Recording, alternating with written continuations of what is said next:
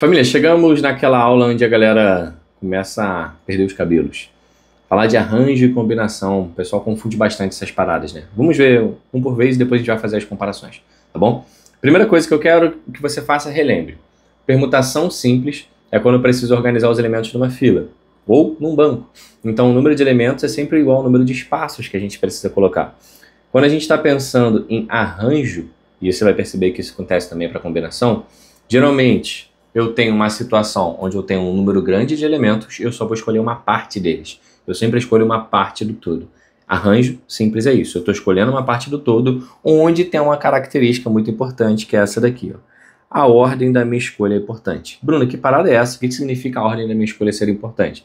Significa o seguinte, que se eu estou escolhendo os elementos A, B, C nessa ordem, e depois eu escolho numa outra situação, numa outra possibilidade, os elementos C, B, A, significa que eles são diferentes. Repara, são os mesmos elementos, mas eu mudei a ordem da escolha e isso me dá situações diferentes. Como é que a gente vai reparar isso nas questões? Interpretação. A gente vai ter que fazer a interpretação. E a melhor maneira de se fazer essa interpretação é criando esse exemplo. Faz uma configuração com 3 elementos, por exemplo, com 2 elementos, depende de como a questão está pedindo, e muda a ordem. Vê se mudando a ordem você tem uma nova configuração. Se tiver, é um problema de arranjo. Beleza? Sobre a forma. Calma, segura lá. Vamos no exemplo. Nossos 4 personagens de novo. Então, eu tenho 4 pessoas, olha o contexto, elas estão competindo em uma natação.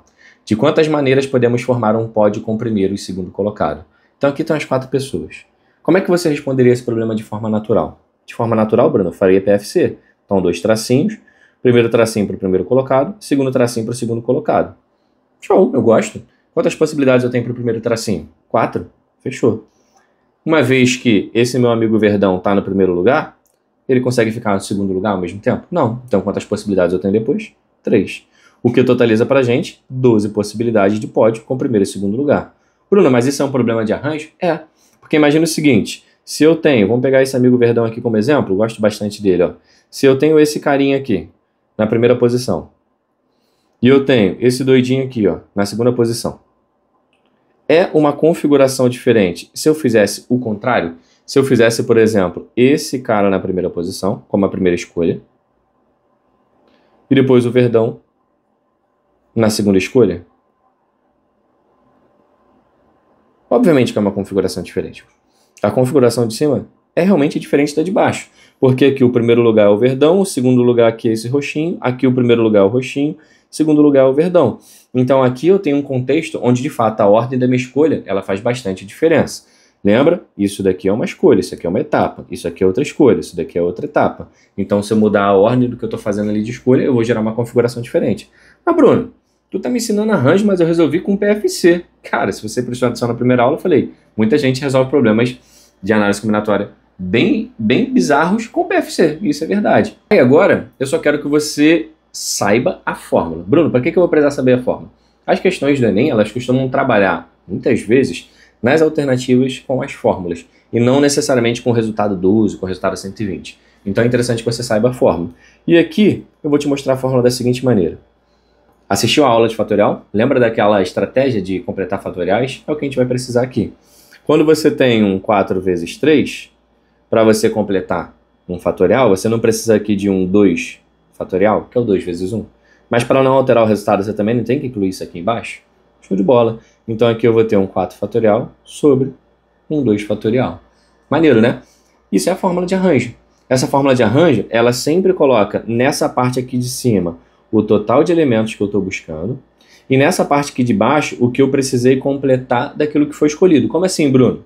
Eu escolhi 2 elementos. Então esse número aqui de baixo é o que ficou do lado de fora. Eu tenho 4 ao todo e escolhi 2. Ficaram 2 do lado de fora. Então aqui é a diferença do total pela parte escolhida. Essa é a nossa fórmula de arranjo. Tudo em fatorial. Quando a gente pensa em escrever isso daqui, ficaria o seguinte. É o total em fatorial sobre o total menos a parte escolhida. Então, fica com essa legenda aí também. Esse N é o número de elementos totais e esse P é a parte que eu quero escolher. Parte escolhida. Na prática, como é que a gente vai fazer? Eu resolvo os problemas sempre por PFC. Então, obviamente, eu consigo resolver com essa formulazinha? Sempre. Mas na prática, eu uso o PFC. Quando é que eu vou usar a fórmula? Quando eu estiver resolvendo uma questão do Enem, olhei as alternativas e percebi que elas estão cheias de fatorial, que elas estão nesse esquema. Se elas estão nesse esquema, eu vou interpretar a questão com fórmula, porque eu não preciso nem fazer conta. Eu identifiquei que arranjo, apliquei a fórmula, matei a questão. Belezinha? Vamos ver um segundo exemplo, e esse exemplo aqui, cara, caiu uma questão muito parecida no Enem. Uma família de 5 pessoas viajará de avião. Há 10 assentos enumerados disponíveis no momento do voo. O fato de estar enumerado é muito importante, mas obviamente a posição de um assento no avião também é muito importante. Está na janela, está no meio, está no corredor, está ali na saída de emergência, então isso é muito importante, posicionamento. De quantas formas essa família pode se alocar nesses assentos? Então tem 10 assentos disponíveis e eu tenho 5 elementos da minha família. Eles entraram no avião, 10 possibilidades. São 5 pessoas. Como é que a gente vai fazer essa parada? 2 possibilidades pra gente. Vamos fazer primeiro sem fórmula.